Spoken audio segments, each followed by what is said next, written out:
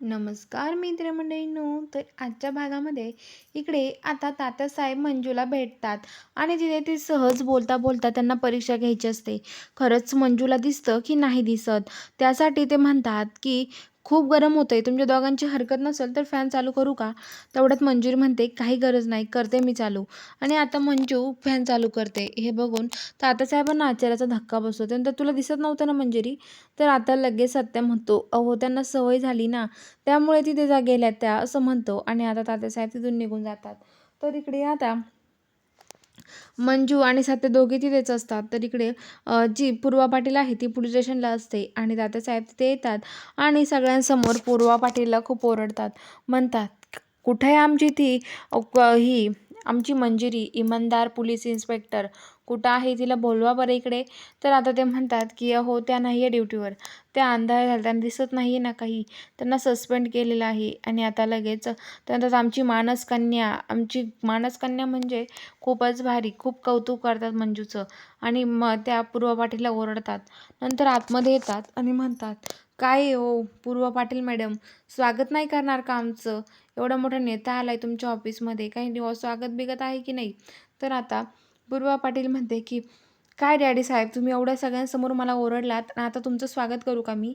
मी असं कधीच करणार नाही आहे, असं म्हणते. आणि आता ते बोलत असतात. तर तात्यासाहेब म्हणतात की हे बघा, बाद झालं तुझं आता. हे बघ, तुला माहिती आहे का मी का असं केलं? अगं मला सगळ्यांसमोर असं वागणं बरोबर होतं, कारण कुणाला कळलं नाही पाहिजे ते कोणाची तू माझी मुलगी आहे ते. कुणाला जर कळलं ना तू माझी मुलगी आहे तर खरंच खूप अवघड होईल. त्यामुळे कुणाला कळून नव्हतं द्यायचं तू माझी मुलगी आहे, असं म्हणतात. आणि आता लगेच ते म्हणतात की हे बघ, तू शांत हो, तू काळजी नको करू. कशाला तू मंजिरीचं कौतुक करता आणि माझ्याशी हे करता, गोड बोलता तुम्ही? तुम्हाला काही वाटतं की नाही डॅडी साहेब? असं ती म्हणते. आणि आता लगेच ते तात्यासाहेब आहेत ते म्हणतात, अगं समजून घे ना थोडंसं तू, तुला काही कळतं की नाही? अगं मंजिरीचं कौतुक का केलं? ती माझी कन्या आहे मानस, आणि कुणाला कळायला नको ना त्यामुळं. आणि हे बघ, का कौतुक केलं माहिती आहे का? सगळ्यांना ती खरंच आंधळी आहे की नाही हे बघायचं होतं. कारण मी त्यांच्या घरी गेलतो ना, मी फॅन चालू करायचं म्हटलं तर तिने उठून फॅन चालू केला, त्यामुळे मला डाऊट आला होता, असं तात्यासाहेब बोलतात. आणि आता लगेच इकडे जी मंजू आणि सत्य आहे त्यांना अमरीचा फोन येतो. आणि अमृता म्हणते, अहो सत्यजित भाऊजी कुठं आहात तुम्ही? अहो दाजी काय झालं माहिती आहे का? अहो इथे तात्यासाहेबांची बायको ती अचानक बेशुद्ध पडली आहे मालिनी मॅडम, उठत पण नाही येते, आता काय करायचं? तर सत्या म्हणतो, हे बघ आमरे, तू डॉक्टरांना बोलव, मी आलोच तिकडे. तर आता मंजू म्हणते मला पण यायचं सत्या. तर ती म्हणते, सत्या म्हणतो की नको वाघमारे.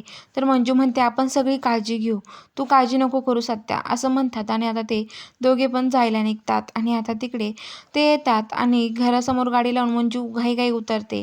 तेवढ्यात तिकडून जो हे असतो हवालदार, तो हवालदार बघतो आणि तो म्हणतो की इथे मंजिरी मॅडम आणि ते काय करतायत? आणि आता मंजू सत्य आतमध्ये जातात. ते डॉक्टर पण आलेले असतात. डॉक्टर ते आतमध्ये येतात आणि हे सगळं तो बघतो. आणि तो आता इकडे लगेच फोन करतो.